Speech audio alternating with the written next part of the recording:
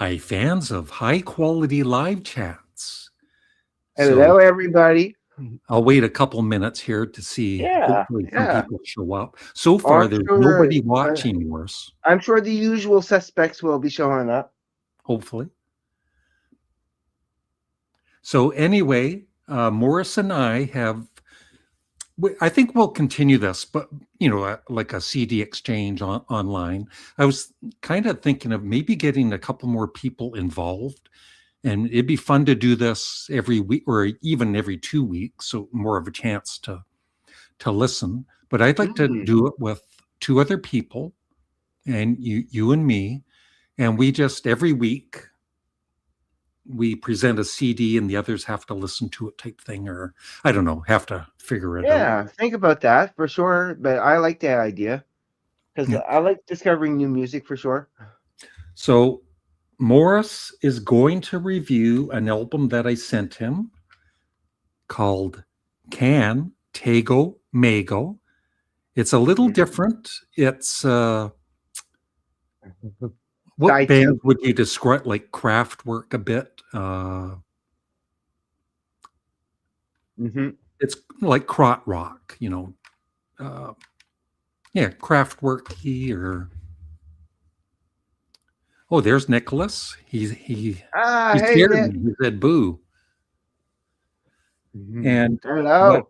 and what Morris gave me to listen to, I don't have the physical copy of it, but I listened to it on Spotify 3 times, is Frank Black from the Pixies and his first solo album. And there's Ethan. Hello, Hello. Ethan. And then tomorrow, I'm going to do a pre-recorded with Adam from What's the Gym. And we're going to be ranking the songs on George Harrison's All Things Must Pass, excluding the live jam. And I'm not sure when I'll post that, but we're going to record it tomorrow. And And Morris. I'll be listening to that tonight on Spotify, so I'm up to date. So when you guys do that, and I want to watch for sure. Yeah. And that way, there give me an opportunity to catch up on that. Yeah. And show the people the CD you just got, I think, what, today or yesterday? Oh, yesterday, yeah. Oh, yeah.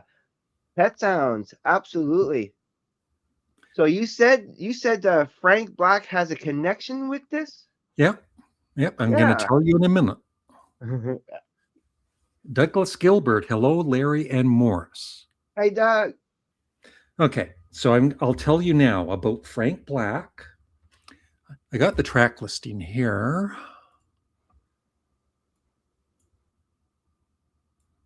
Just give me 1 second here. Yeah. All right.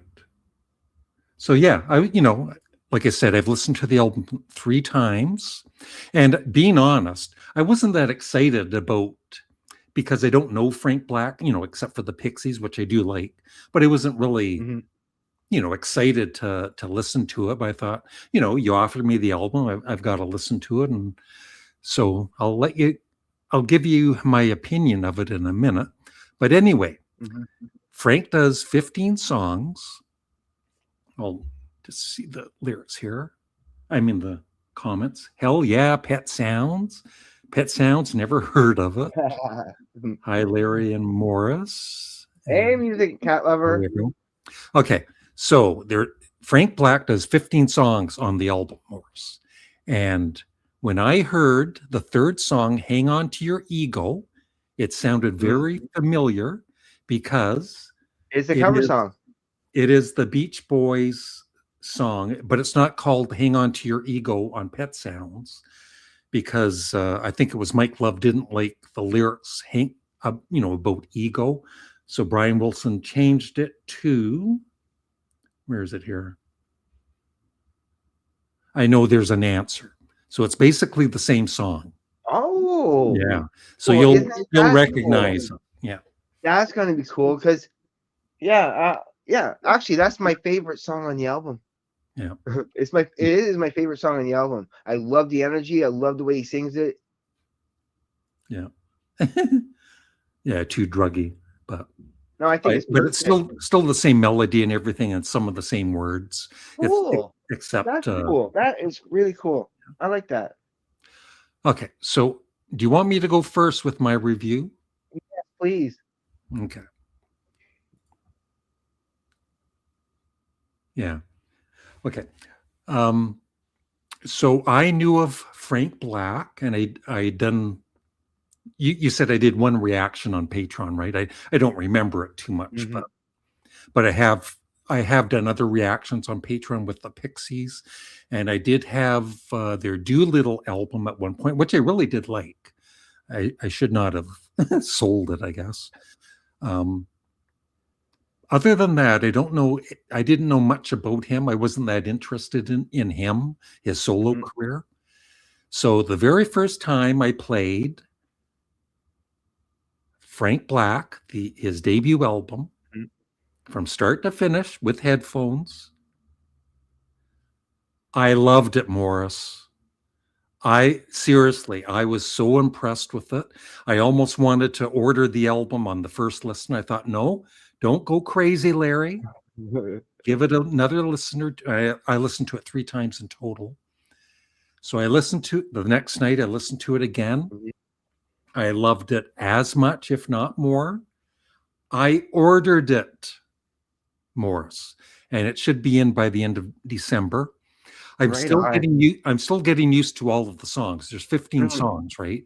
So I, like just seeing the songs on here, like Two Spaces, I don't remember what it sounds like, but Mm. every song was so good. I loved his vocals.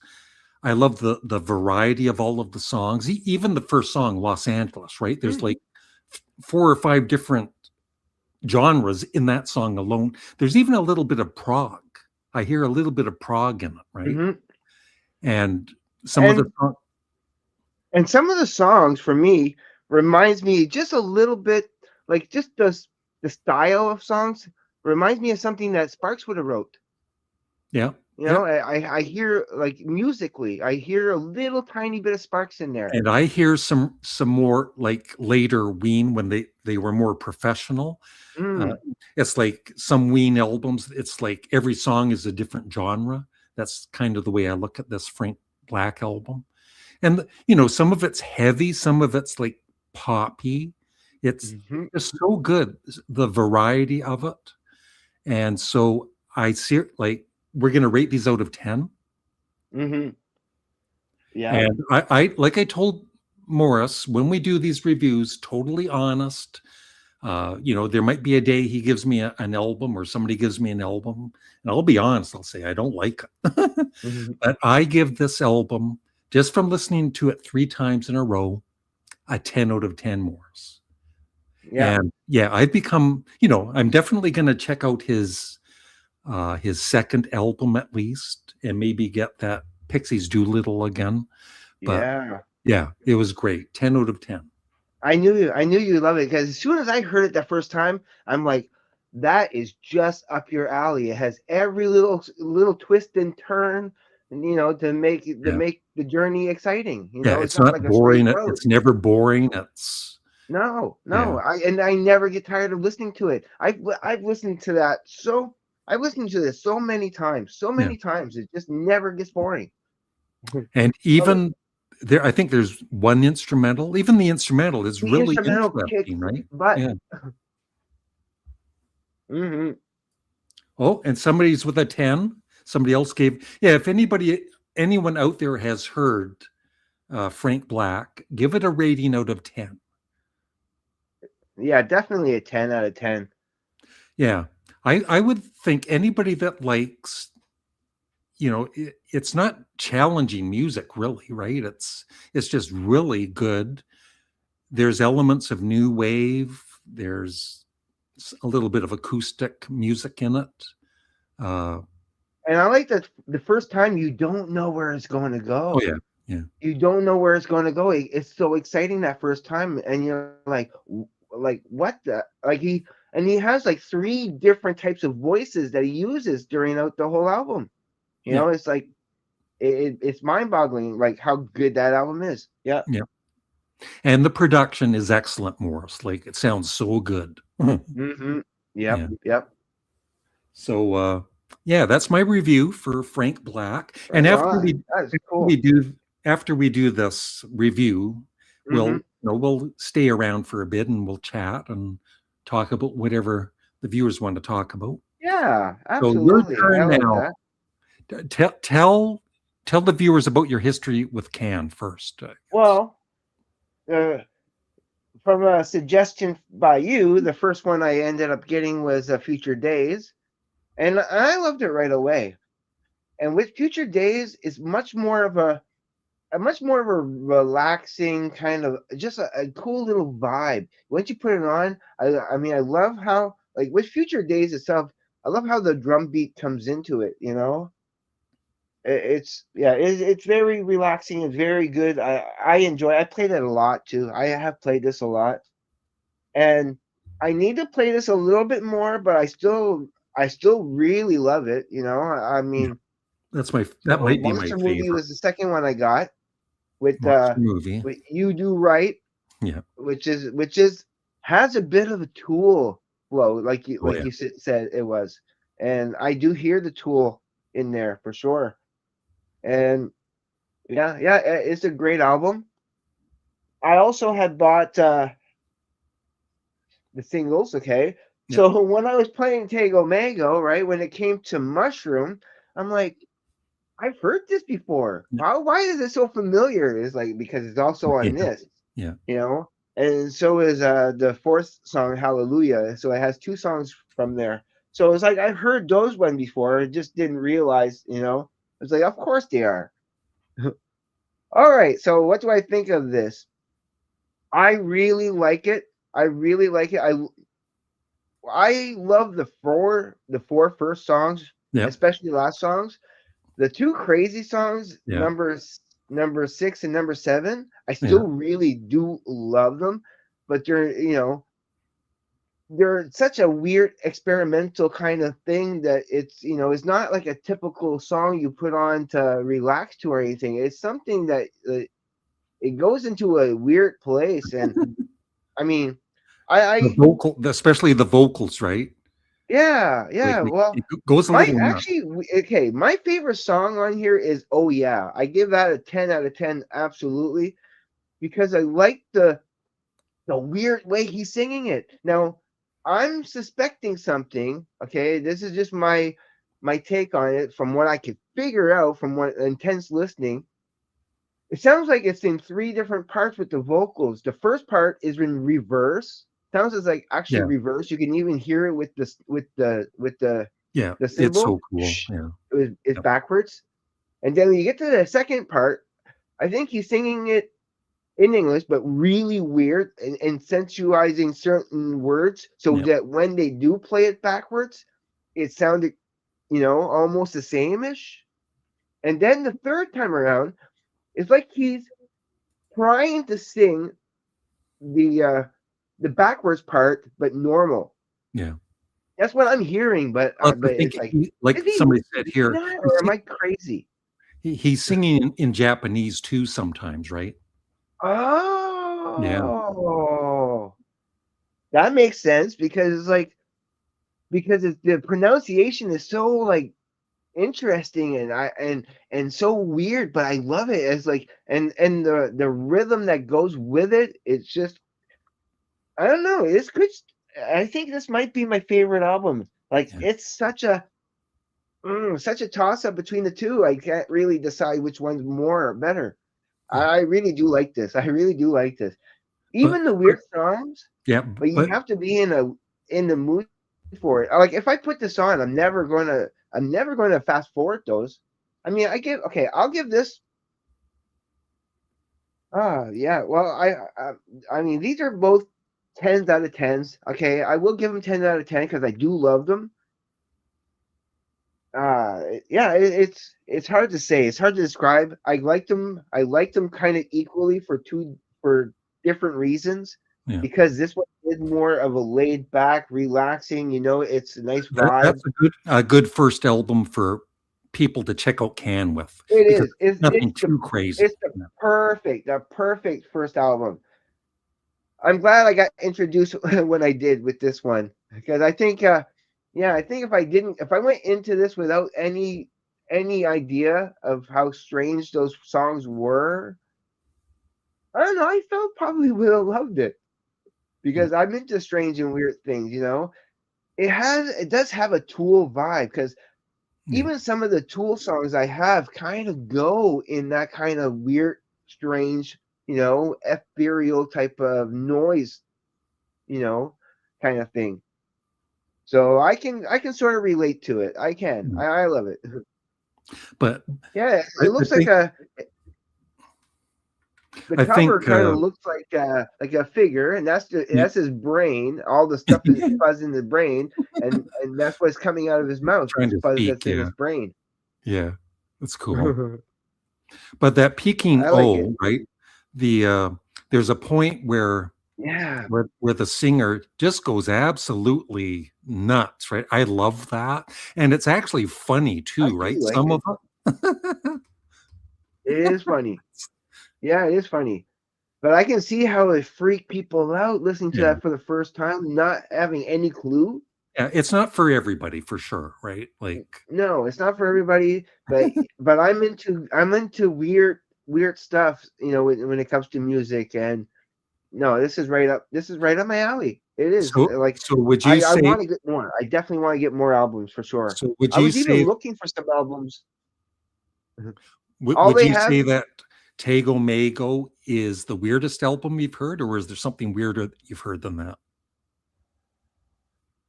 it's in the top 3 for sure. Yeah, I mean, the pod is pretty weird yeah. too. and and I don't know what else was I gonna say. Yeah, maybe I would throw in my Dick Hyman Moon Gas in there as being a little weird, but it's not as weird as this. Yeah. I mean, yeah, this is probably the weirdest. This and the Pod are the two weirdest albums I have. So Yeah, when I would you have to say that for sure. so when you heard Tago Mago for the very first time, and the weird stuff near the end, what did you think of it then? Mhm. Like the very first time? The very first time, well, I it brought yeah, well, I liked it. I did like it. Like it kept my interest. I was thinking to myself, is this something I could listen to, Yeah, like, as an album, like, or is it just the first part that I really like? But no, no. And once you play it, especially the second and third time, well, I played this at least 7 times yeah, since I got it. Okay, I played it 7 times, 3 times in the earphones. Just to get a good. I really wanted to get a good beat on this, and every time it got better and better and better and better and yeah, better. But I did like it the first time. I yeah, was just not sure about the like even track number 6. yeah, Not number 6, number 5. Og, yeah, I don't know how you yeah. pronounce It's that. cool with the voices, right? It's kind of freaky, like I, I scary. I I do like that one better. Even at 17 minutes, I still kind of like it better, a little bit better than Peking O. Yeah, I like. I mean, Peking O is my least favorite song on the album, yeah, but the 4 first songs and the last one, "Bring Me Coffee or Tea," those really make the album like more stable, and more approachable. If they would have started with those 2 weird songs, yeah, that would have turned people off the album right away. yeah. People wouldn't have yeah. Douglas here says, "What did you think?" Yeah, there's I forget what song it is, but there's dogs barking with the drumming. That it's like out of the blue that comes in, right? It's so Yeah, that's right. That's right. freaky. That's right.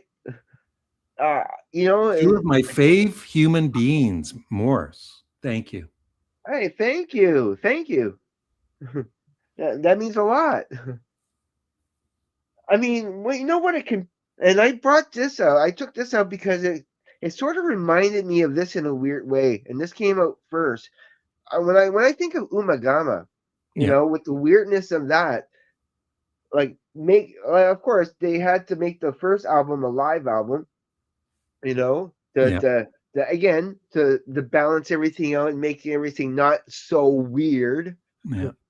Because if that would have been the first album, it is still the studio. It says the studio album. So that's the album, the actual album, Yeah. and but connected with a live album. You get to number 6.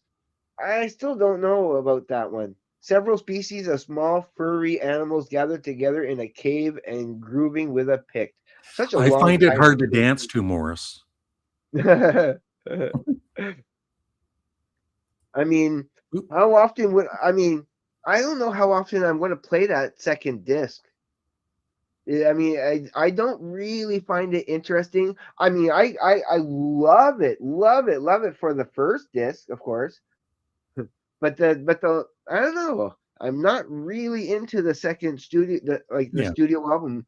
I mean, the first part's okay, but when it gets to that, I'm just finding it like I understand it's 1969, the flower power, There might have been summer of drugs involved, love. Morris.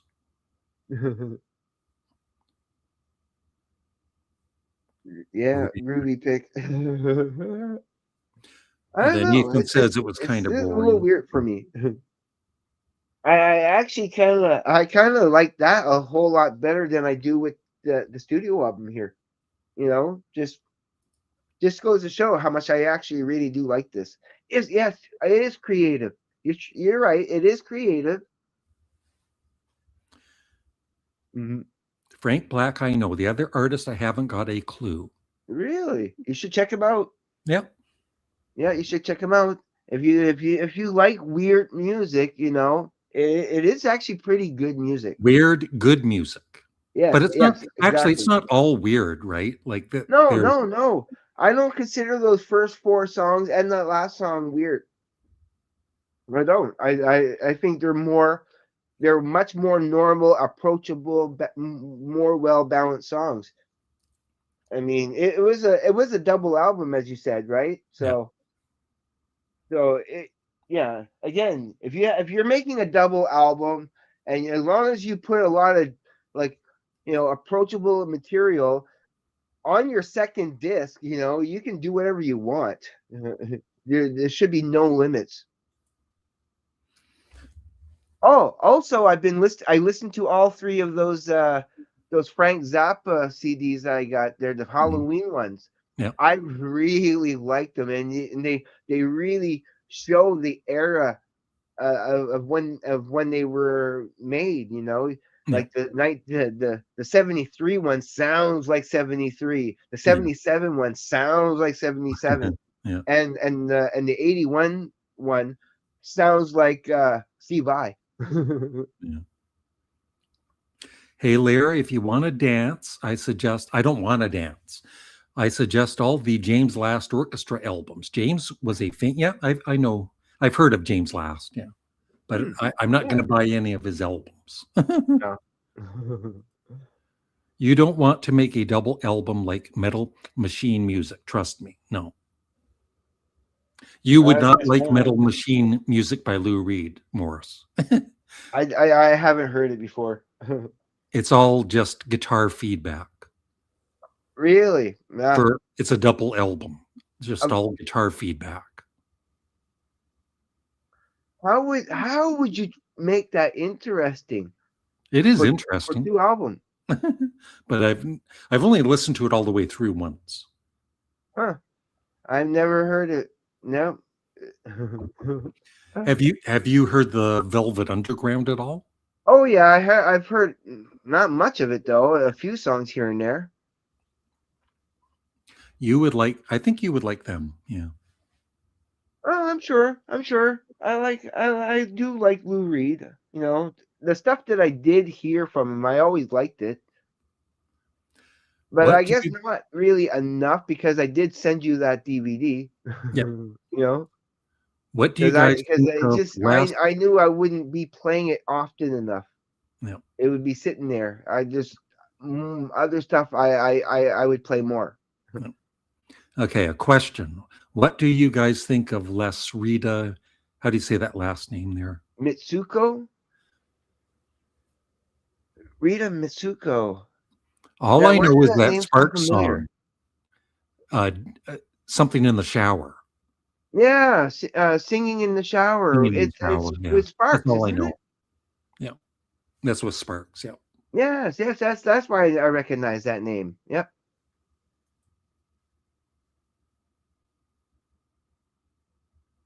yeah. I don't know the truth to that. When I Wouldn't heard surprise me. Umaguma and the song "The Narrow Way" in that song, it sounds like Black Sabbath. And at that time, I didn't even know about Black Sabbath. Hmm. I do need to listen to it again, though. I think I've only listened to the whole album twice. Umagama. I do Yeah. need to listen to it more. And same with the other ones, especially the ones that you sent me. I need to listen to those more because I do like those. Those are pretty good. Hmm. So we'll have to do this again. Do you have another album in mind for the? I'm not sure Uh, when. Like it'll be in the new year, but yeah, yeah. In the new year, that'd be perfect.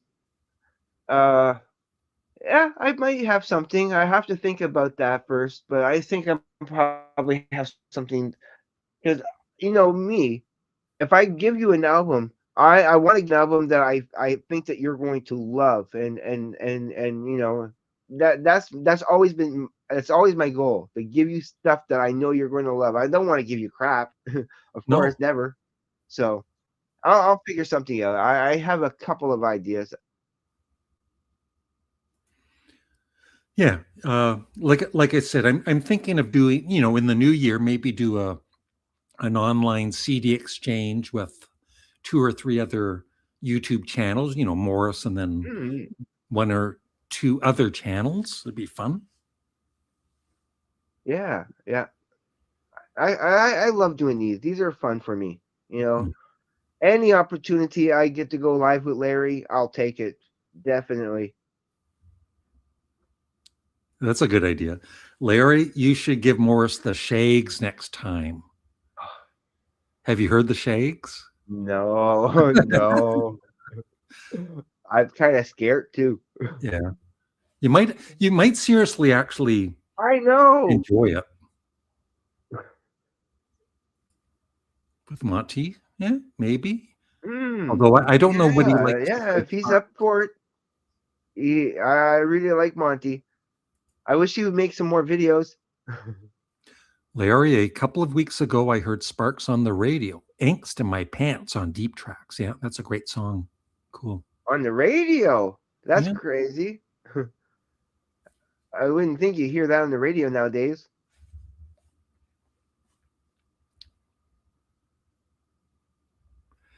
Well, Yeah. Yeah, so yeah, I'm so happy that you really like the Frank Black.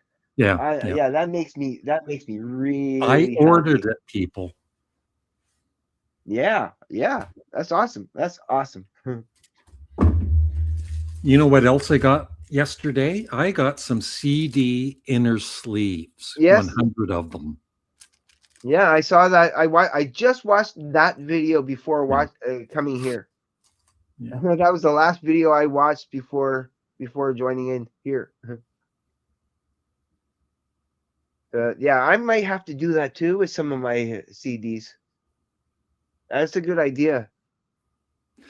Anyone like the Split Ends? Never heard them get talked about. Yeah, I used to buy their albums in the, like, I guess the 80s. You know the Yeah, I song I don't got know that. you? I got you. That's all I want. I can't feel it. You would Okay. know it if you heard it. Yeah, And I'm sure I six would. months in a leaky boat. Again, You so might know many that. bands I still don't know and haven't heard. Weird. There's so much music out there.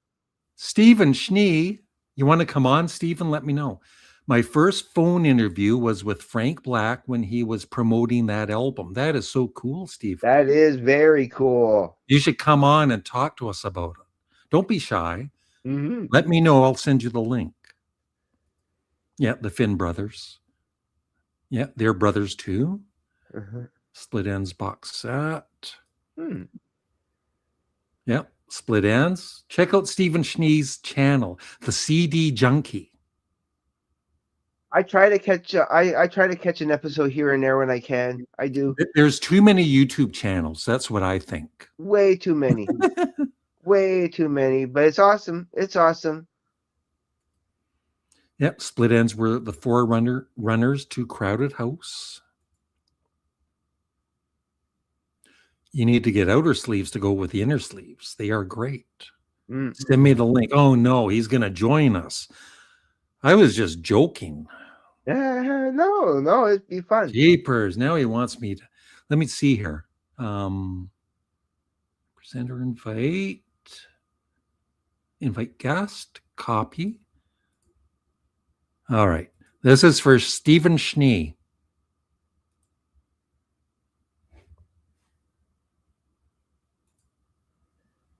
Yeah. Australia. How about Talking Heads, Morris? You heard them at all? I've heard them, yeah, but I would need to hear more. I only heard maybe more popular stuff. But everything I've heard, I loved. Have you talked to Stephen Schnee before on a live chat? No. Oh, Nope. You're in for. I watched him a few times on your channel and with Grant's Warehouse. Yeah. Grant's Rock Warehouse. I find him really annoying, but I like him being on my channel, right?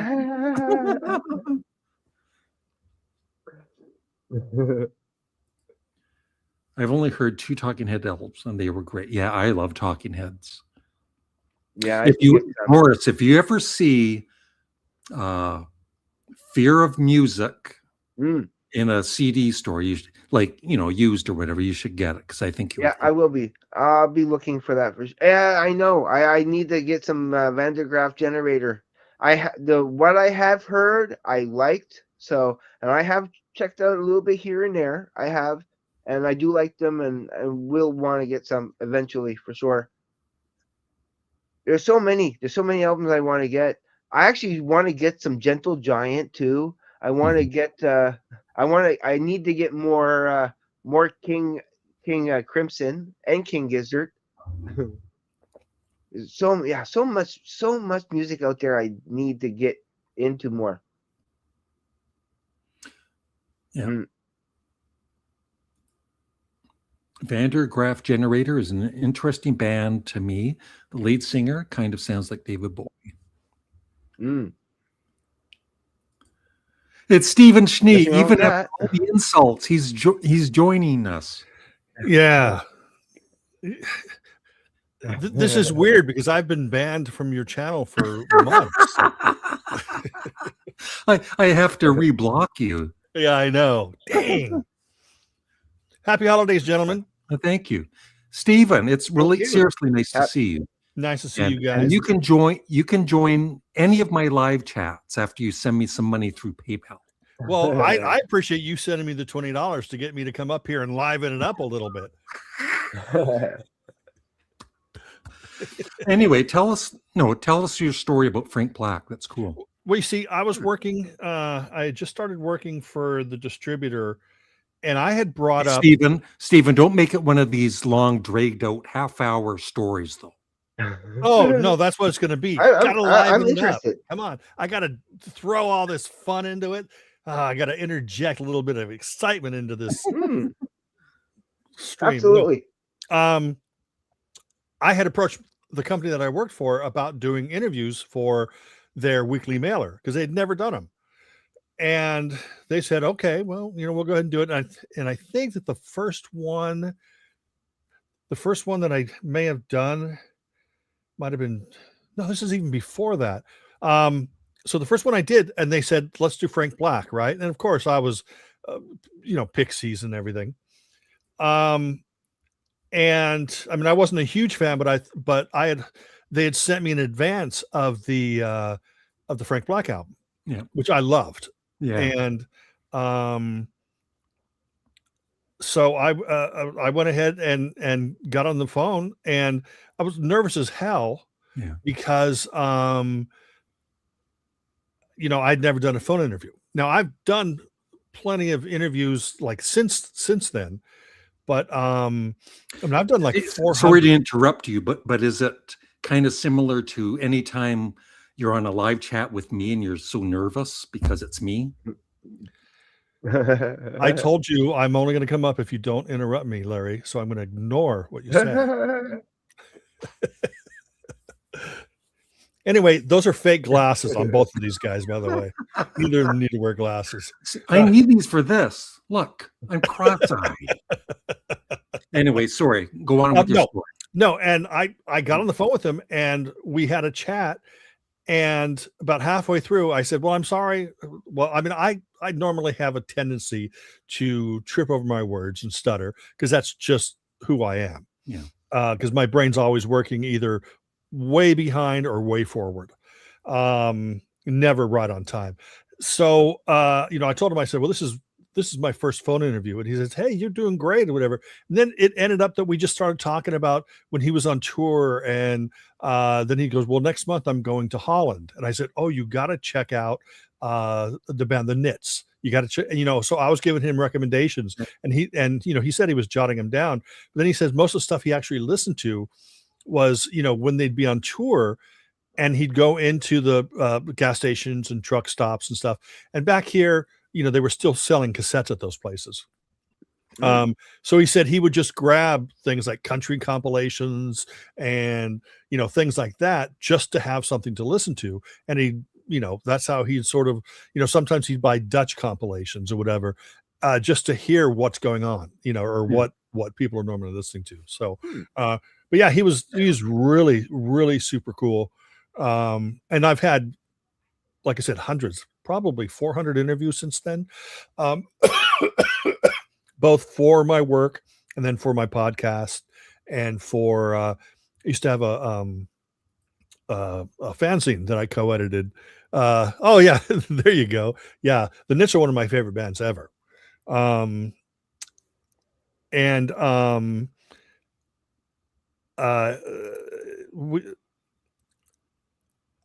even had a fanzine that I co-edited.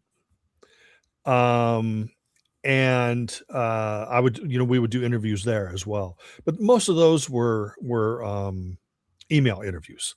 This is before, a lot of the, heck, it was before, this was 97 to 99. So this is before all of the social media stuff. Yeah. And so it was really fun. But then, I've done, I've actually interviewed Hank Hofstede from the Knits, I don't know, 10 years ago or something like that. So it's really fun to do those interviews, as you know, Larry, to interview artists. But I always think to myself, I'm always nervous beforehand because I always think this could be the one that blows up. This could be the one that just falls apart. And out of all the interviews that I've done, like I said, and I'm not saying this as bragging because I've done 400 interviews and still people don't even know me in the music journalism world, which means I'm not doing a good job. But out of 400, I mean, I've talked to some amazing people and none of them have gone bad. The only things that go bad is when I appear on your show. It all goes downhill. You lose subscribe. Oh, he's on Larry's channel. Unsubscribe. Go ahead. I'm sorry. So who? That's really cool. So who would be maybe your top 3 interviews? You mean as in people, or how it went, or like the just your favorite interviews? Yeah. Well, one of them was Jimmy Page. Wow. And I've heard of him. Yeah, this was right after they had done the Zeppelin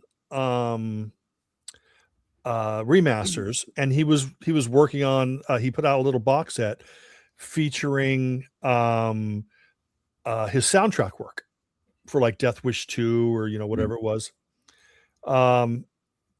And they said, don't talk about Zeppelin, which I was perfectly fine with. I'm talking to freaking Jimmy Page. Yeah. Right. And they said it's the only interview that he was giving for this project.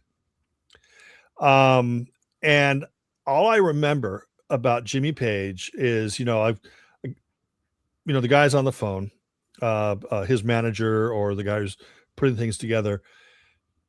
And then I hear, hello, Steve, it's Jimmy, right?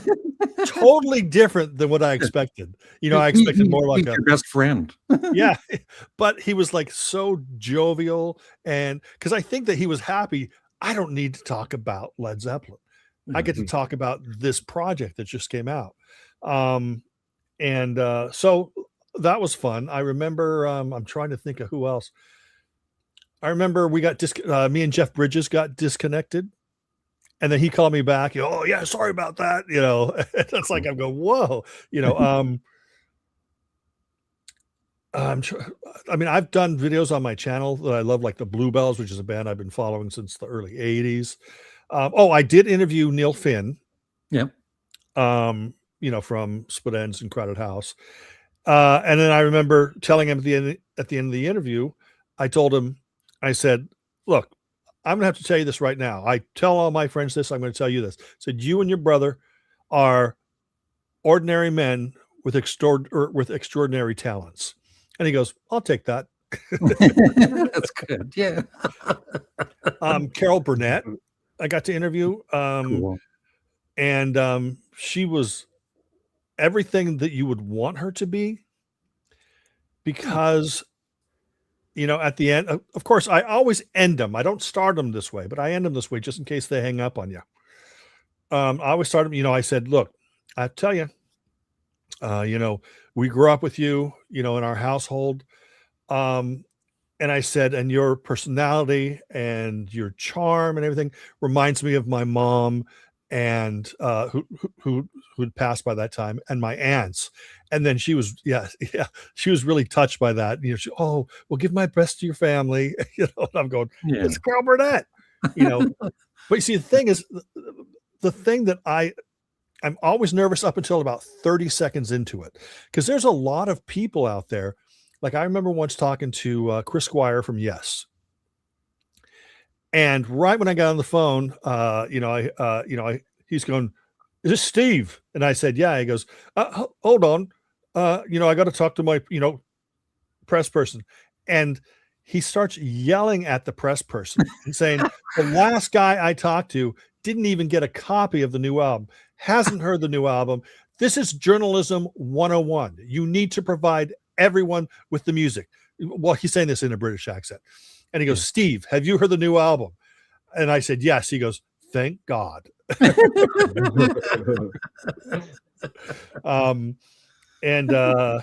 Don Cornelius from Soul Train. Yeah.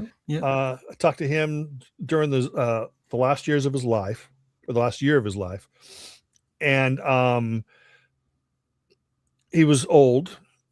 And through the whole interview, I'd say, well, what, because this was promoting a Soul Train like DVD reissue set or something.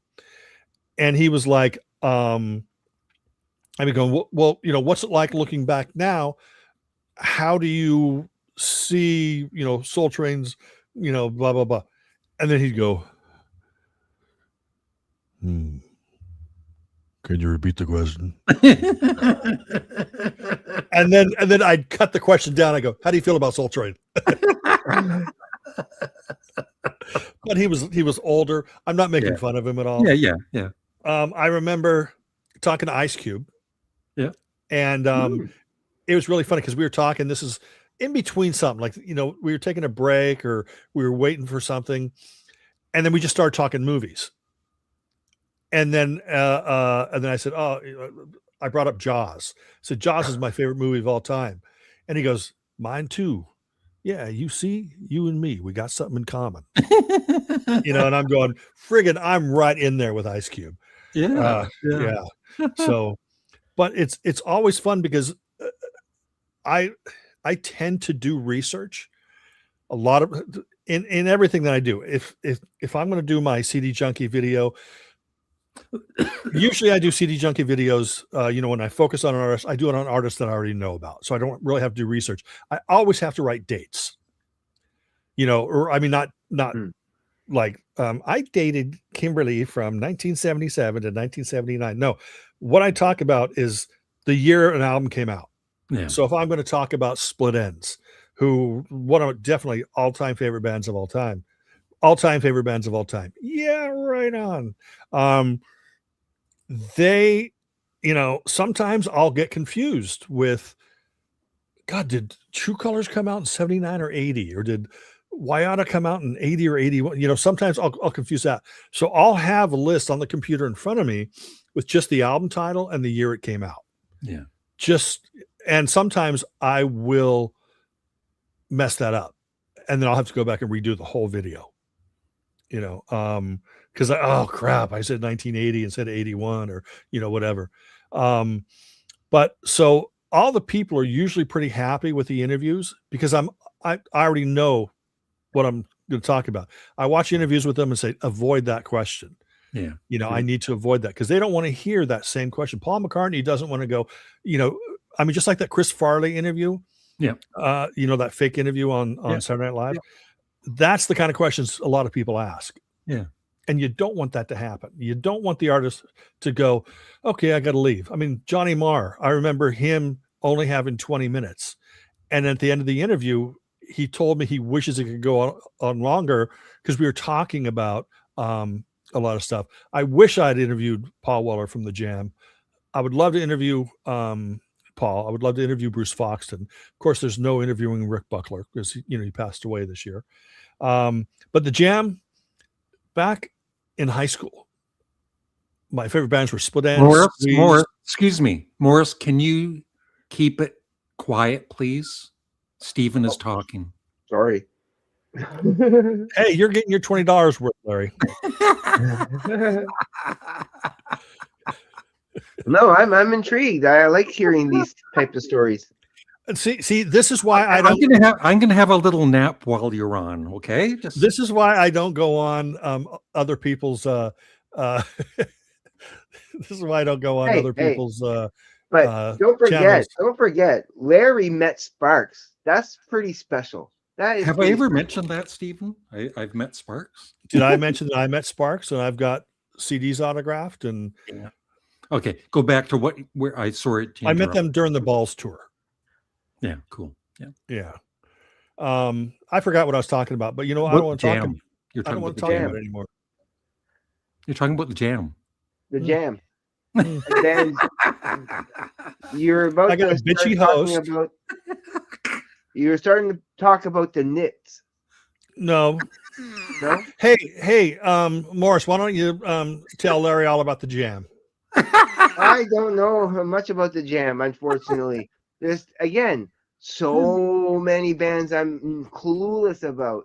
Yeah. Split Enz, that's what it was. You were talking about. You know what my favorite Split Enz song is? Seriously, 6 Months in a Leaky Boat. I love that song and the video.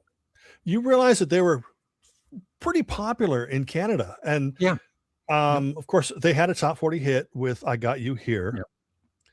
I saw them both on the Wyata tour and the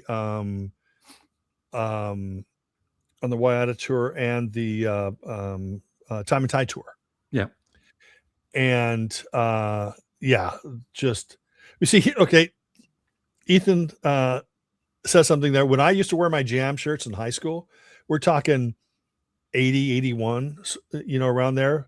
People go, "Oh, you like the Jam?" I saw him play with the peanut butter. yeah. And it's just like, oh God. Yeah. How many times have I heard that joke? Hey, Larry, you know what? I'm sorry. I'm so damn charismatic. Lord. But you see, I just don't talk. Nobody wants to talk to me. So well, you're shy. Actually, 9 times out of 10, I won't go on anybody's channel because of the fact that I talk way too much. Yeah. And you spread that rumor about me and I end up losing subs. I like you on my channel, Steve, or I wouldn't invite you. You know that. Yeah, I know. Yeah. we like to joke around here. Yeah, exactly. Yeah. No, but Split Enz, I'll tell you that Split Enz box that just now, Larry, when you think about Split Enz, because like I said, they were popular in Canada, more so here or more so in Canada, which is an inferior country than they Yeah. are here in America. Yeah. No, actually, I love Canada. Actually, I don't care about Canada. But so what is, like, apart from the hit singles, did you dive into albums at all? Yeah, I bought. Is it True Colors? True Colors, yeah. Yeah, I bought that one. I never really got into the early Split Ends when they were all dressed up crazy. I really do need to check out that music because I'm sure I would like it. But no. I will tell you that I believe that you will, because I've seen your lack of good musical taste change and broaden over the years. So you are way more more open. I like 3 different artists now. Yeah, I know. Exactly. I think I'm going to turn you on to the 4th. You see, and plus I added the green to the background because, just to, it's kind of vomit inducing. Yeah. But the early ends, I really honestly think that you will enjoy them.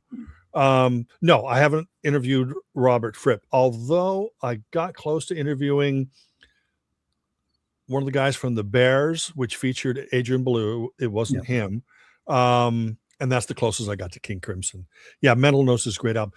Those early albums, Larry, are very progressive in terms of exploratory. You could have a 3-minute song or you could have a 6-minute song. But there's always going to be different. They're going to follow different paths. There's some beautiful ballads. There's some quirky things where you're just going, where the hell is this going? But it's a great musical journey to take if you put the headphones on.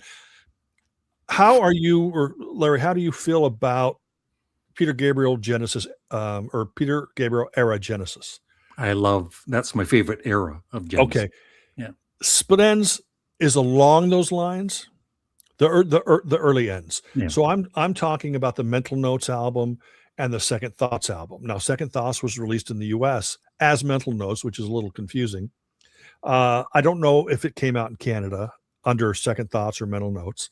So those, and that second album was produced by Phil Manzanera from Roxy Music. And then they got a little tiny bit more streamlined with the Dysrhythmia album, and then Frenzy was kind of more of a straight ahead rock album, and then they got into the True Colors, Wyata, Time and Tide. And then there's of course Phil Judd and his band The Swingers, which I don't know if they did anything in Canada, and Crowded House and Tim Finn's solo. So there's a lot to explore, but I would say stick with Split Ends. Maybe go to Spotify, listen to. I think that if you're going to choose between Mental Notes and Second Thoughts, I would think choose Second Thoughts first, because it's produced by Phil Manzanera. The songs are more road tested, and Second Thoughts is almost like they re-recorded half of Mental Notes and then added some new stuff and some fantastic. And Tim Finn is my second favorite male vocalist of all time, behind Elvis Presley. And so they've reformed, like they're going back on tour now? Yeah, well, in Australia and New Zealand, they're going to tour, and it's Tim, Neil, Eddie Rayner, who was the keyboard player from the very beginning, Noel Crombie, who was a percussionist from the very beginning, bass player Nigel Griggs, who was with them for many years. I believe he's unwell. He's not doing well health-wise, so they've got another drummer and bassist. Nobody from Tangerine Dream, but I almost did Edgar Froese or whatever, because he's good friends with one of the guys at the company that I work for. But then of course he passed. So it's hard to interview somebody when they've passed away. Stephen, did you ever interview Donovan? I did not interview Donovan. Believe it or not, I'm not a huge Donovan fan. Oh, I love Donovan. But here's the thing, Larry. Your recent journey into the music of Donovan has inspired me to say, you know what? When I have money or credit or whatever, and I'm going through the used bins and I see those classic Donovan albums, I'll only buy the remastered versions. Yeah.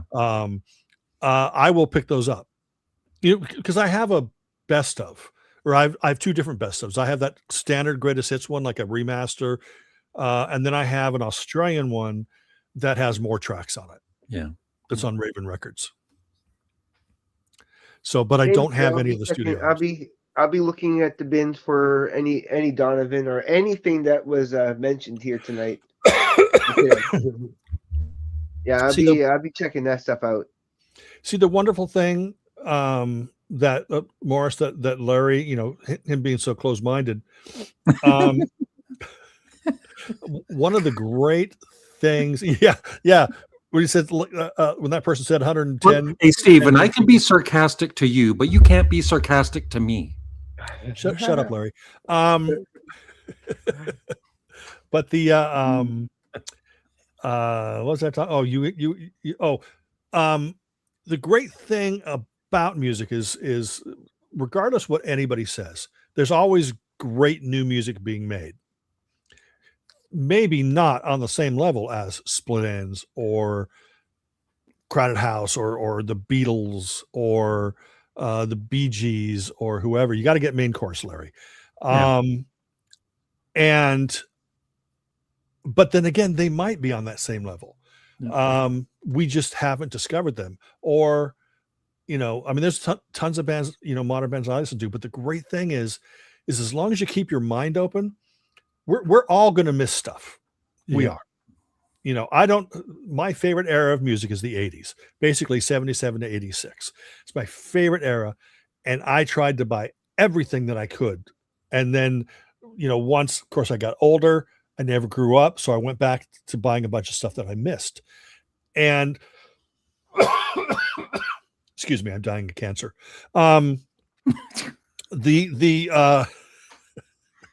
I'm sorry if that's a joke. I'm sorry if anyone's suffering from that. I didn't think about that. Cancer jokes are just, they're the best. Yeah. Sorry about that. I do apologize. But the thing is it's so great to go back and just experience stuff that you missed while moving forward.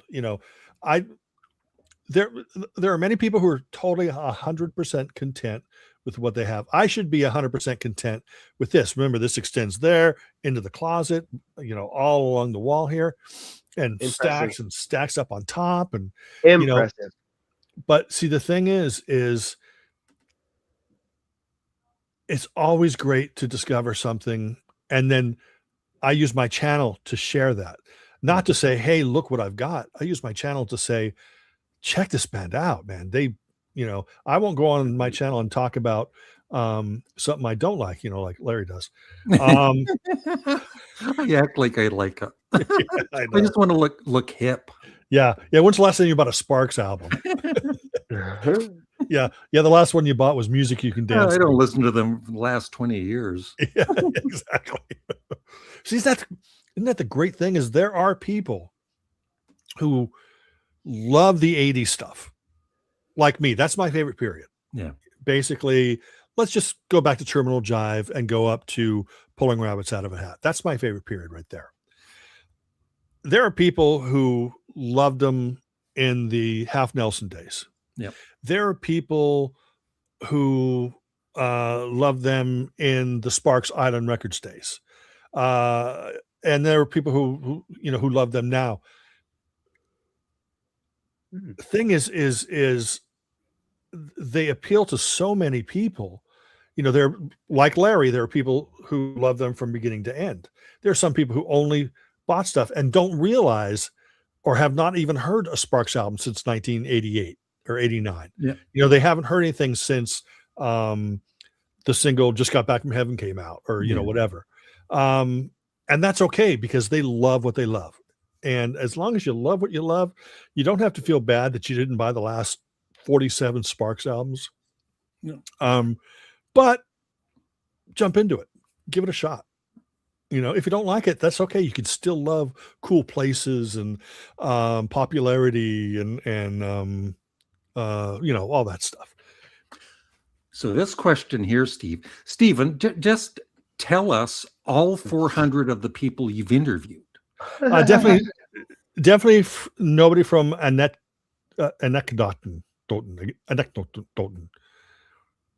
And definitely not Annette. I would have loved to have interviewed Annette. She was my first crush back in, but we're talking back in the beach blanket days, Funicello. Yep, absolutely. Have you interviewed any of the Beach Boys? I did an email interview with Brian Wilson. Obviously, someone else answered for him. Still cool. Yeah. And plus, my friend Darian played in the Brian Wilson band, and now he plays in the Al Jardine band.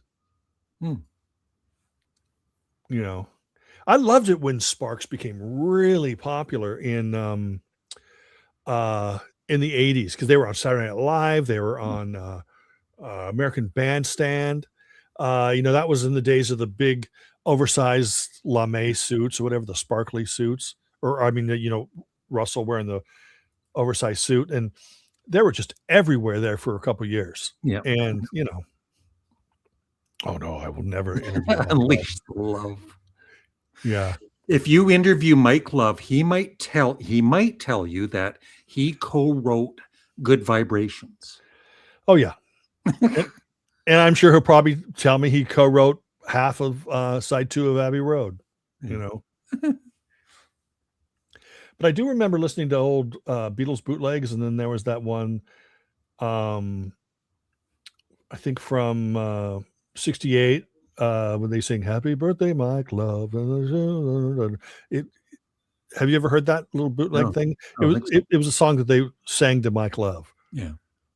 I don't think it was actually like they went to the studio and recorded. I think it was more sitting around with acoustic guitars playing it.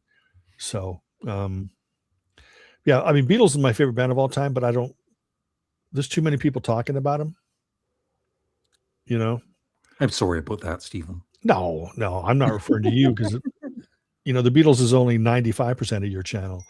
Do you ever get viewers telling you not to talk about a certain band like I do? Enough Beatles. Well, I didn't even have any Beatles for all my life until the last year and a half. I basically just went nuts and bought every Beatle album I could find or get, I still think the most underrated Beatles album is Hotel California. But there was somebody on one of my live Ski Lodge streams. I think it was live. No. I think it was a show where I may have brought up some people, or I don't remember, but somebody just, yes, I did do an interview. I interviewed Andy Summers. But I did do somebody came up and made a comment on my stream and says, "Oh my God, I've been here 5 minutes and nobody's mentioned the Beatles," or something. Hallelujah. Whatever. Oh, no. I've been here. I've been up here 5 minutes and nobody's said the word anthology. Yeah, that's what it was. Yeah, I've been told. See, here's the thing. You're always told, like, oh, don't interview that guy, because this guy's a dick. This guy. So I get worried sometimes. Yeah.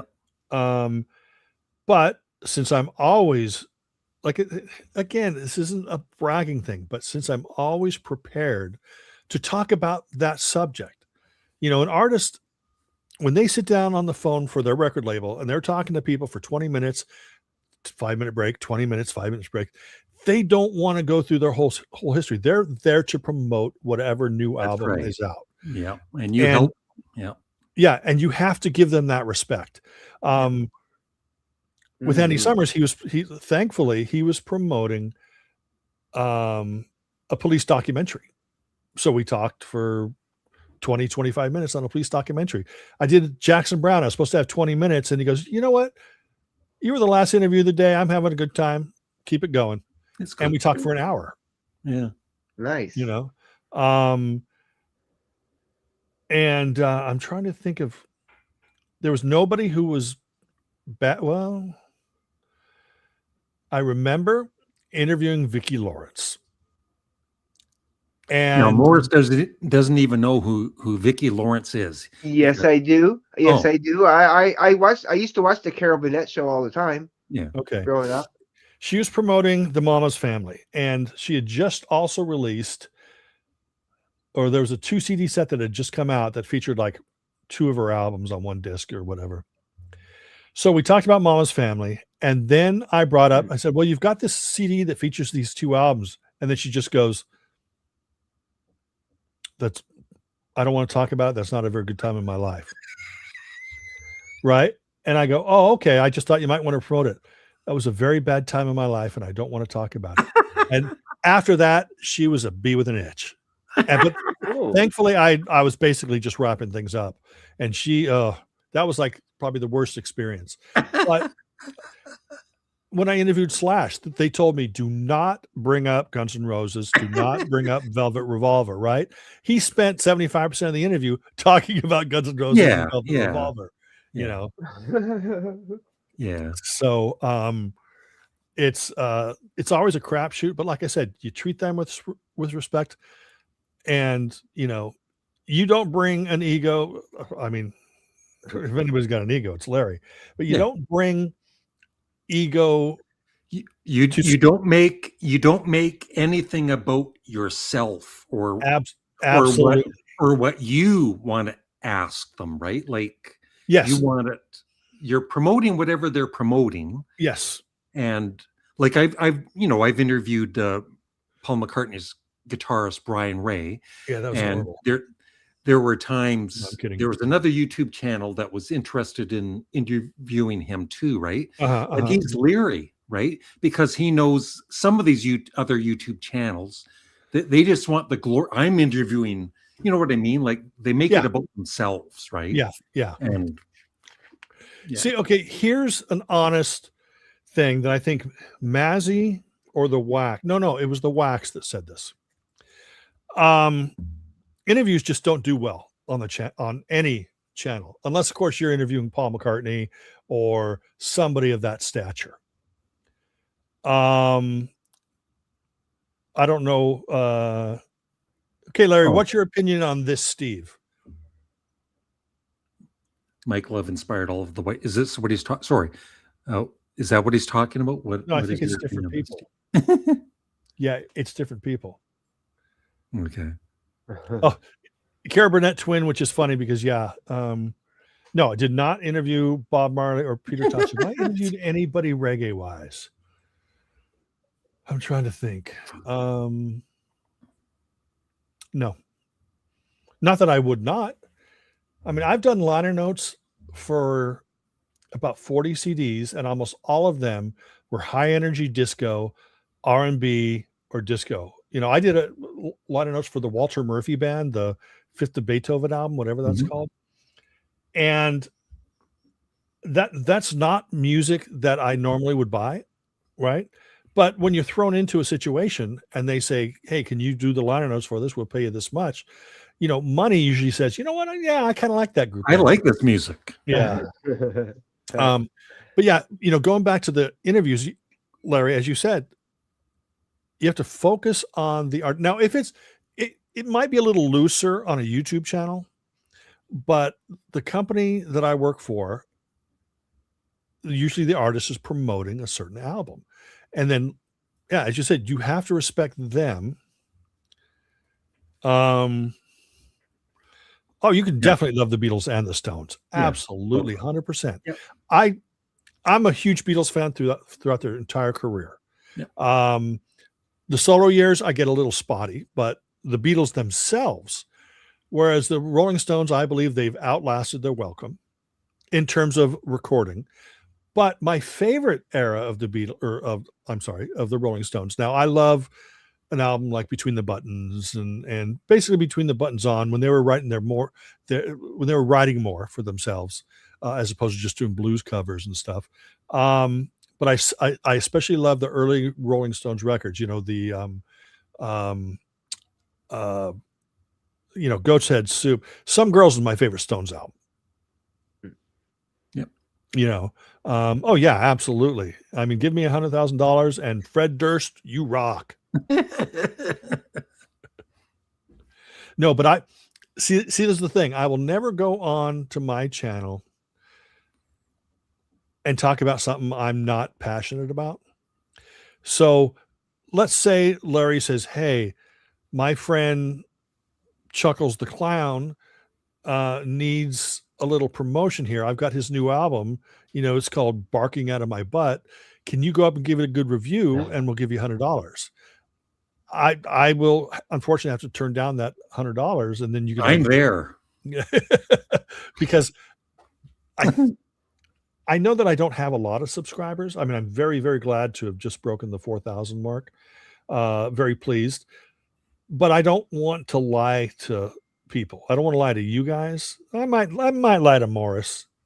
No, I'll definitely lie to Larry. Oh, I love your channel, Larry. But yeah, I think people are drawn to honesty. So I do focuses on labels on my channel sometimes, like, hey, here's new releases and forthcoming releases. And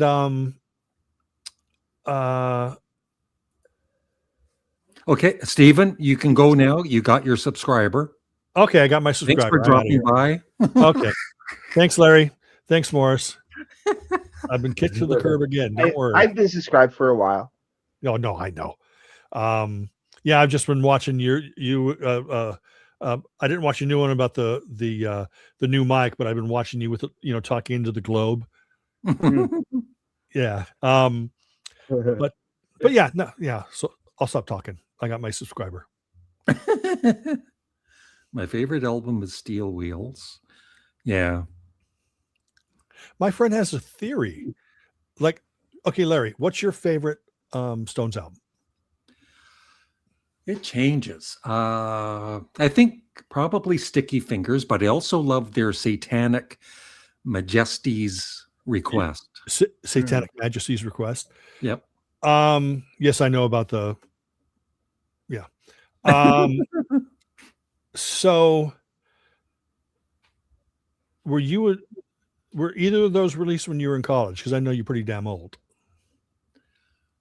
Or high school, maybe. No. Okay. I was like, 10 years old when those came out. No, those came out quite a few years apart. Well, Satanic came out in 67?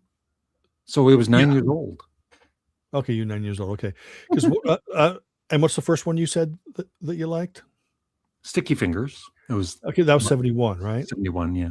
Okay. Because one of my friends has a theory that usually the Stones album that you tend to like is the one that you heard when you were in high school and maybe in college. And I was in high school when Some Girls came out. Terry Jacks, Poppy Family. We had joy, we had fun, we had seasons in the sun. Written by Rod McEwen. Of course. Do you guys like Rod McEwen? I love Rod McEwen. I haven't really heard him.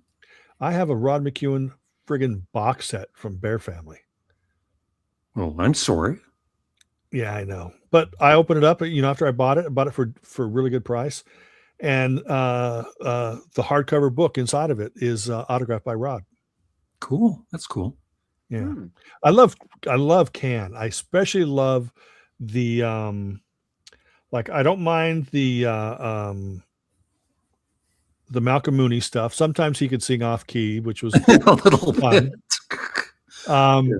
But I really love the Damo Suzuki stuff. Yeah, Future Days. Yeah, Future Days, Tago Mago, E.G. Bamiasi. But I also like the stuff after Damo left. Yeah, like Flow Motion and Landed and things like that.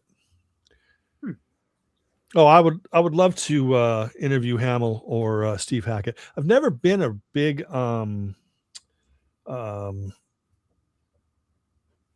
Van der Graaf generator. I was gonna Yeah. I was gonna say Graham Central Station. No, I've never been a big Van der Graaf generator fan, but I've enjoyed them enough. And then of course Steve Hackett, you know. Yeah. Yeah. The Lost Tapes I enjoyed. I'm not a big fan of live albums. How do you No. guys feel about live albums overall?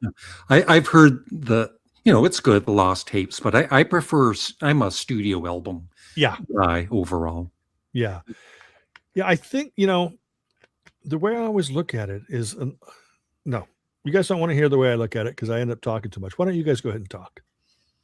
I'm sorry for bringing this stream to a higher level. Let's lower the bar a little bit. Larry, go ahead and talk. Morris, what do you have to say? I don't know. I don't have any opinion about that. Live album?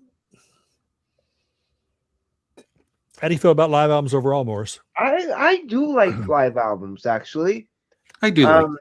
Lately, I've been listening to like the two live albums I've been listening to a lot is Live After Death, Iron Maiden, and Ozzy Osbourne tribute. For some reason, I love those. I love those. So I've been listening to those. I've loved the live album ever since Kiss Alive. You know, it was like for me one of the greatest live albums of that time. Well, I'm just a little kid, of course, but it blew my mind. You know, it was so good. The first time I heard the live version of Rock and Roll All Night, you know, yeah, it was. I love live albums. We'd get more for sure. When I was younger, I enjoyed live albums. You know, I was enjoying Wings Over America. Of course, I'm more familiar with the Frampton Comes Alive version of some of his songs than the actual studio versions.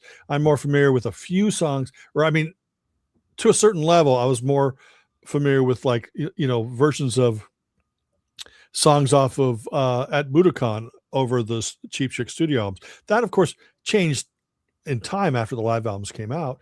I had a bunch of Elvis live albums, but to me, it's more like oh, okay, that's nice. And then I move on. If I buy, like right now, there's a band I'm ripping because I lost a lot of files last year. So I'm ripping a band's catalog right now. And if they have a bonus disc that's all live, or if they have a live album, I won't rip it. Yeah. I'm never going to listen to it. Where is it? Unless, of course, there's a radical rearrangement or there's a song that isn't available elsewhere. Yeah. Now, I like a little known band called Bell and Sebastian, right? From Scotland. I met Stevie Jackson from that band. I met Stevie Jackson, bass player. Oh yeah, that's cool. That's cool. Well, I had bought this originally it's the BBC sessions, right? I bought this originally just for the album, but then didn't I see this again with a live album that my other copy didn't have? So I ended up giving my brother the other copy of this, and as soon as I saw it has a live album, I had to get it. I love when you can find something like this with live albums on it. How come you didn't give the original one to Larry? Well, I didn't know Larry at the time. This was that's a great excuse. The very first song of the live album stuff here is they do a great cover of "Here Comes the Sun." Oh, cool. Schnee, you have a question? I'm not that much into Chrome. Was it Damon Edge is in that band? I think the first time I heard Chrome must have been the first or second album, and I think it was a little bit too out there for me at that time. And I've never gone back. Yeah. Same thing with Tuxedo Moon, Penguin Cafe Orchestra. I'm not comparing the bands, but these are things that were. I mean, I love the Residents, as you know, Larry's a fan of the Residents. Love the Residents, basically 74 to 84. That's like the most avant-garde I'll get. But when it turns into noise rock without melody, because you know, melody is the thing that I go for, you know. What you like the Bee Gees, right? Love the Bee Gees. What what would you consider their best 60s album?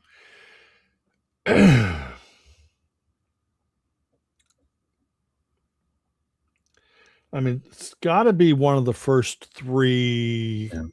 that came out on the major label, because they had stuff in Australia. Yeah. But when they moved over to the US, they had like Bee Gees' First, Idea, Yeah. and whatever. Horizontal. Yeah, Horizontal. But then I was gonna say Exodus, but it's not Exodus. It's you Odessa. yeah, Odessa. I don't think that that's as great as anybody or a lot of people say. I Mhm. think it's a great it's a great attempt at what they were doing, but Yeah. I think they were falling apart at that time. And so it's a little bit disjointed, because I think Robin left after that, and then they recorded one album as Cucumber Castle. yeah, Cucumber Castle. But then I think if you go through the early 70s, basically before Mr. Natural. Yeah. Oh, I don't like them. No. Before Mr. Natural, if you listen to those out, the albums are ballad heavy. I mean, they were really into the ballads. They wrote one of the most beautiful songs ever written, which is "How Can You Mend a Broken Heart." That ties with "Fanny Be Tender with My Love" off Main Course as my favorite Bee Gees song. But they were an incredible band, even when people say that they weren't. Yep. People overlooked the early 70s. They listened to the hits, of course, like How Can You Mend a Broken Heart, things like that they had, hits with during the early 70s. But the albums were phenomenal, emotional. Robin's Rain is a good album, which is his solo album that he released at the same time as Cucumber Castle, or around the same time. Or was it called Robin's Rain, or was that called? Yeah, Robin's Rain. Yep. Okay. I have like a 2 or 3 CD set that has that album plus his unreleased second solo album, blah, blah, blah. Yeah, Lonely Days is another great song. But when you go back and you listen to each of their eras, they're brilliant in what they did. I will admit that I don't like the album. There's one of the disco albums, or I'm sorry to say, and it's not because it's disco. I just don't think the songs are as good. Mm-hmm. And I think it might be, which is the one? It was the one after Saturday Night Fever. Spirits Having Flown? Was that Spirits Having Flown? Which is the one before? Sometimes I get those confused. The Spirits Having Flown, and then the other one where they're all discoed out. Yeah. Open shirts and all that kind of crap. One of those albums I didn't like as a full album, but then even in the 90s, they were just writing brilliant songs.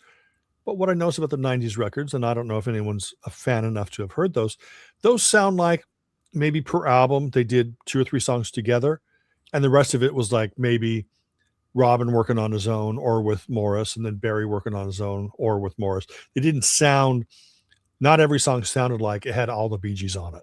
Mm-hmm. So it sounded like a couple Bee Gees and then some solo stuff. And then each year. But even some of their dance music from the 70s, when you really listen to it, and the production, there's sometimes there's heavy guitar on it. Yeah. It's just, the production is amazing, right? Absolutely. And I don't consider it just straight disco boring music. They knew what they were doing, right? Remember, to them, it was R&B. Yeah. They were creating R&B music, and it's everybody else that called it disco. It's the falsetto. It can be hit or miss with some people. Some people might gravitate towards that falsetto. I know when I first heard the Bee Gees, I wasn't crazy for that falsetto, but then I rediscovered the Bee Gees, and it's like, whoa, that was a Bee Gees song. That was a Bee Gees song. Mhm. I had no idea. So I'm rediscovering the old stuff, Yeah. and want to get more of the old stuff. But I'm warming up to that disco stuff now. I mean, I'm much more comfortable with But it's not falsetto, really especially disco. when you It's Russell and others Yeah. like him. So okay. yeah. I need to answer this question again. Hey, Larry, did you and Glenn have a falling out? Yes, we're no longer on speaking terms. It's just like me and Steven, right? Mhm. Today we were friends, and after this live chat, we're no longer friends. Exactly. This is the way it goes.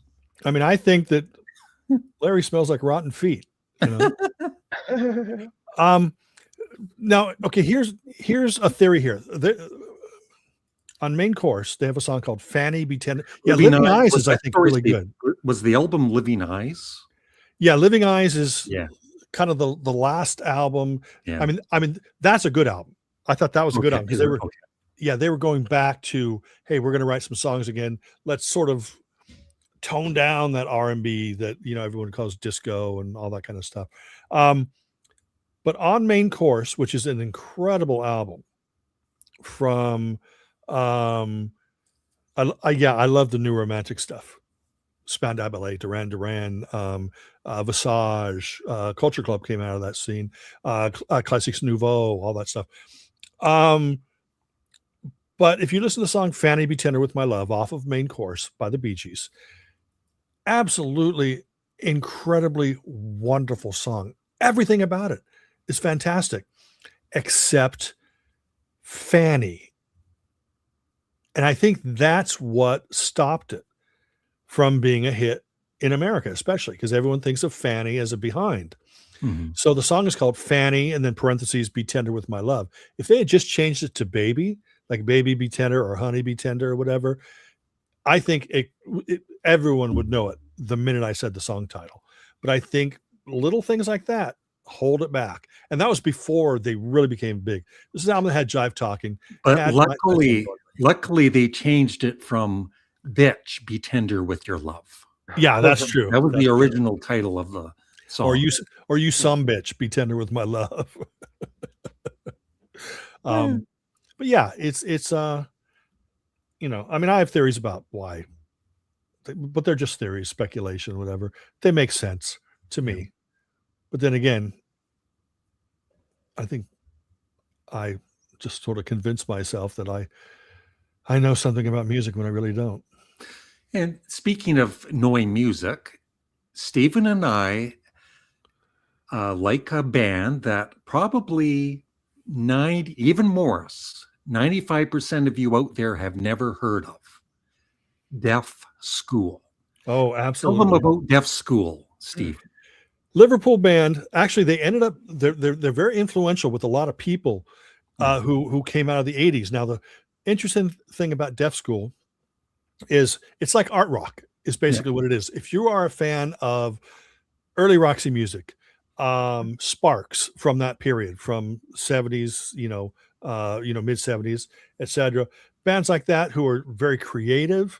The music is very exploratory, but it's still very fun. Yeah. And a lot of melody. And they put out three albums, I think, Larry? Yeah, at first, yeah. Yeah, at first they put out 3 albums. My favorite is the third one, English Boys. What's it? English Boys. I forgot. Hold on. English Boys. No, Working Girls. English Boys, Working Girls. Here are the 3 albums there. Yeah. Show the band shot on the back of the third album because that kind of shows their personalities. Yeah, they were cool. Yeah, and I will tell you that Betty Bright was the female vocalist here. She actually put out some solo stuff after they initially broke up, and she ended up marrying Suggs from Madness. Madness, yeah. And then Clive Langer was a guitar player I'm just looking at the picture to try to recognize him. Clive Langer was a guitar player. He ended up being a producer for a lot of artists, including Elvis Costello and Elvis Costello, most of Madness's catalog. It was Clive Langer and Alan Winstanley.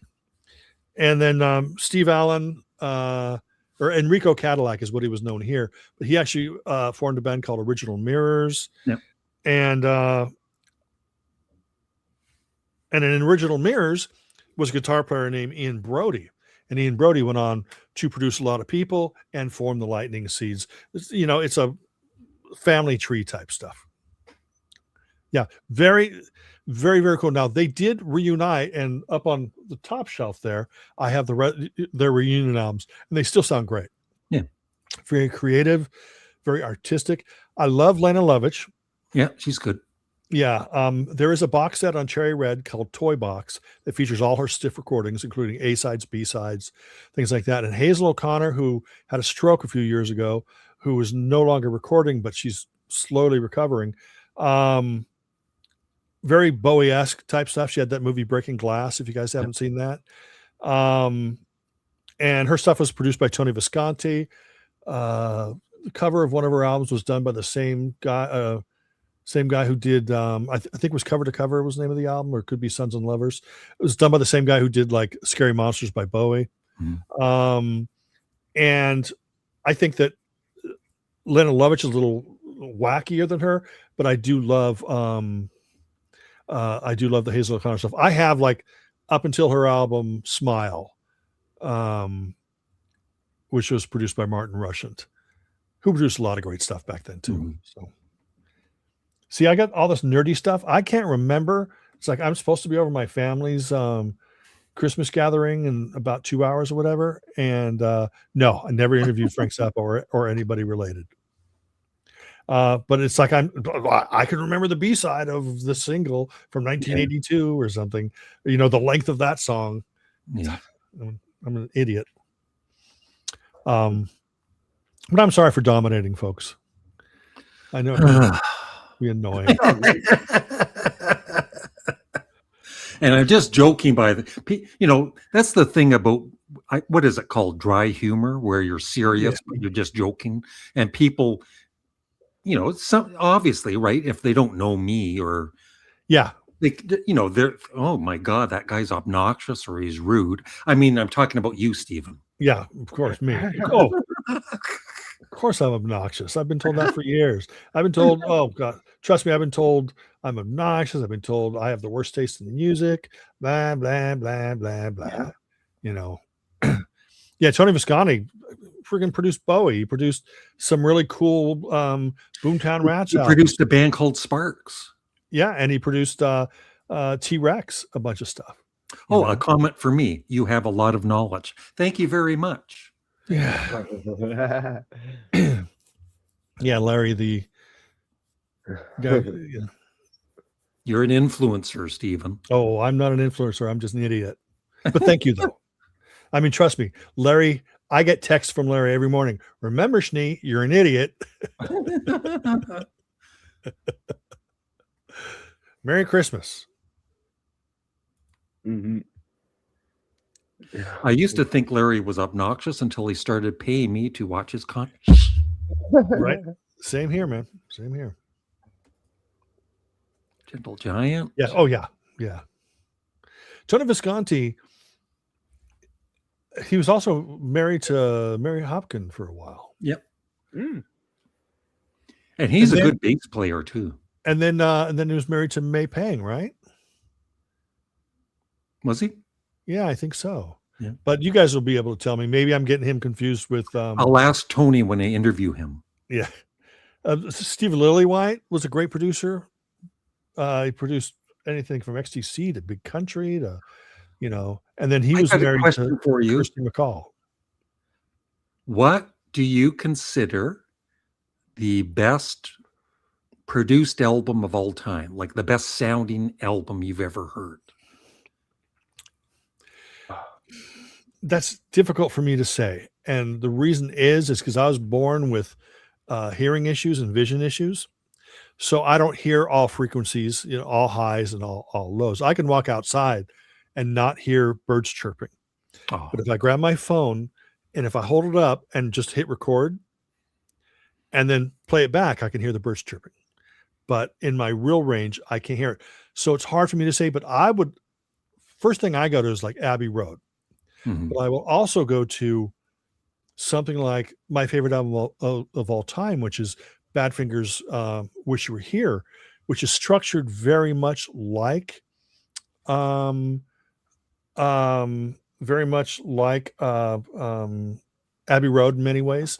Yeah. But it's a little bit more tighter. It's not as spacious as Abbey Road is.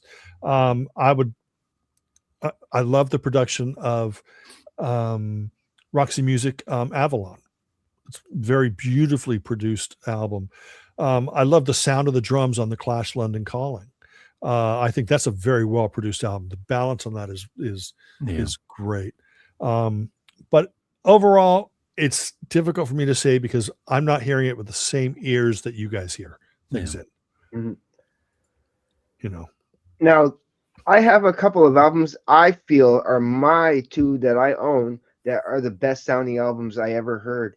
And the first one, the first one would be Suzanne Vega, her debut album. yeah, Because I have this this remastering 96 kilohertz 24-bit, right? When I play this on my stereo, it sounds like she's right in the room with me. You know, like this too is the same thing. Solitude Standing, like especially Tom's Diner, because it's just her voice only.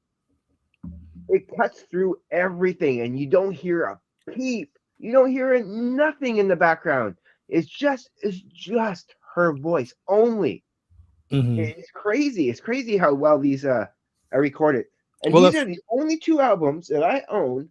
You got to see this. the first album, by the way, I remember when that came out. I was working for a distributor back then, and that's the album with Marlena on the Wall, right? The Yes, first album? yes. Yeah. I remember when that came out, and that was the song that I thought, oh, this is a great song. Here's the label. Looks exactly like the album, you know. Yeah. And they are the only two black CDs I own. They're black. Hold up the label again. I think it's Culture, or I mean the Obi thing that came with it, the little strip. The little strip, yeah. Yeah, I think it's Culture Factory. Bring it closer. Oh wait, can you see? Yeah, I can see, but I can't see that might be the Culture Factory label, whatever. And they put out a bunch of albums like that. Like I've got most of the Romantics albums with that black label, stuff like that. That's what that label, or that's what they were known for, is putting out albums that kind of were reproductions of the original albums. I think all the Motels albums I have. It says LMLR. Yeah. Not that little balloon there thing there. Oh, okay. Yeah, maybe it's not Culture Factory, but they were doing the same thing. So, but yeah, I love when they do that stuff. But yeah, these are the best sounding albums I've ever heard. Yeah, by far. Larry's bored. He's contemplating getting back together with Glenn. I should have ended this an hour ago. I know. I'm sorry. I'm having a blast. And Morris just got Pet Sounds, and he got a really good CD, the one from 2016. The 40. Oh, cool. He's never heard all the 45th anniversary. Cool. So it has stereo, mono, and instrumental and live stuff. That's awesome. Yeah, I haven't listened to it yet, but I'm very soon will be. Suzanne Vega, Zeb. Yeah. I've never heard Vega any day. Yeah, I've never heard Pet Sounds, and I've never heard Abbey Road. Really? No, I have.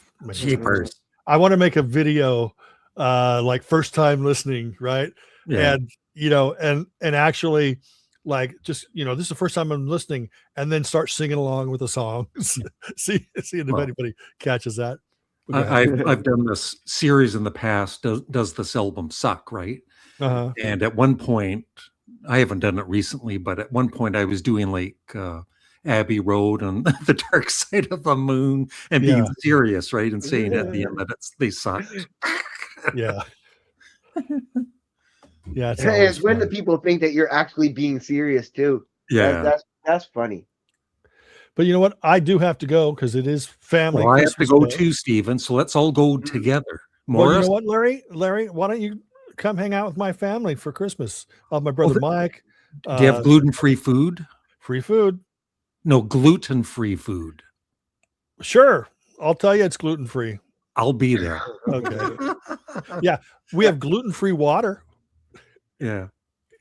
Yeah, So we'll have to do this. We'll have to do this again sometime. We'll have to do this again next year. Like yeah, exactly. near the end of the year next year. Yeah, exactly. I'm sorry for ruining your stream again, Larry. Stephen, tell us about your channel quickly. Seriously. Stephen Schnee, the CD junkie, and I talk about a whole bunch of stuff. I'll have videos called CD Junkie where I go through a band's catalog and I feature medleys. So you'll always be able to hear some information, and then you're going to be able to hear little snippets of the songs. And I got tons of series going on. So, He's much better on his channel than in this live chat. but So guess what? check him out. Even if I was just barfing on my channel, it's much better than watching Larry. But I will say that I did a video for the Mavericks and Raul Malo, and I posted that video. Something told me, because I was going to do it like this weekend. I was going to make the video this weekend. Something told me, no, you need to get this done. You need to get this done. I posted it roughly within an hour after Raul Malo passed away, and they didn't even announce it to the next day. So unfortunately, it looks like I'm trying to cash in, but in the video, I'm talking about pray for him or, hold him up, in your thoughts or whatever.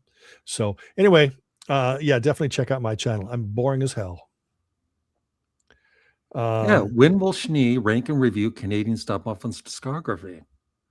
Probably right after I pass a stone. And Morris, your channel, quickly mention it. It's under my name, Morris I said quickly. I said quickly, Morris. Jesus. It's under my name, Morris Gautreau. I talk about music and I forgot Morris was here. Go check it out. I'm trying to make a good Morris, don't over talk when somebody's talking. It's rude. Sorry. Go ahead. Go again, Morris. I've been blabbing this whole time, and not giving you guys a chance to talk. Morris, damn you all to hell. Tell us about your channel, Morris. Well, it's about Morris has a channel about my interest mostly, which is mainly a good 70-80% about music. Every once in a while, I might stick on a little bit of another topic, but I always try to come back to music positive, trying to give, promoting humanity, promoting, love, joy, happiness, and all good positivity stuff. So if you like that kind of stuff and you want to see a real person and not, fake AI, come see me. Oh, I don't know. It sounds like Morris is throwing shade on me. Yeah. No, I know. He beat you with that promo. Everybody's going to his channel. But I agree with that last comment. You should be checking out the Great Balancing Act. They've done some stuff. You would like them, Stephen. They've done some stuff for Larry. They've taken some of Larry's lyrics and they made some great songs. Oh, I did hear something by them, and I thought it was pretty good. But I'm going to get confused with the Balancing Act, which was an actual band that put out a couple albums in the late '80s, I think. So, but no, these guys are they're better because they're the Great Balancing Act. They're not a balancing act. They're not the Balancing Act. They're the Great Balancing Act. Yeah. So anyway, I will say though, Larry, before you interrupt everybody and ruin the flow, I believe that it's always, just like Morris was kind of alluding to, I think it's always great to maintain a sense of positivity in a world that sometimes just wants to rip off your head and shit down your neck. And that's why, we're laughing together. You know what I mean? And we're laughing at Larry's channel. So that's it. Thank you, Stephen. Thank you, Morris. Thanks, Thanks, everybody. Thank you. This is fun. Until next time, although there might not be a next time. Oh, Yeah, there you will know, be. I just want to start talking now and just drag this on and on and on. Well said, Stephen. All right. Thank you, Larry. Thank you for Okay. thank you for letting me come on. Thank you, everybody, for Thank you, joining us Morris. here. Thanks, everybody. Bye. We'll do this again. Bye. Bye. Bye. Bye. Bye. Bye.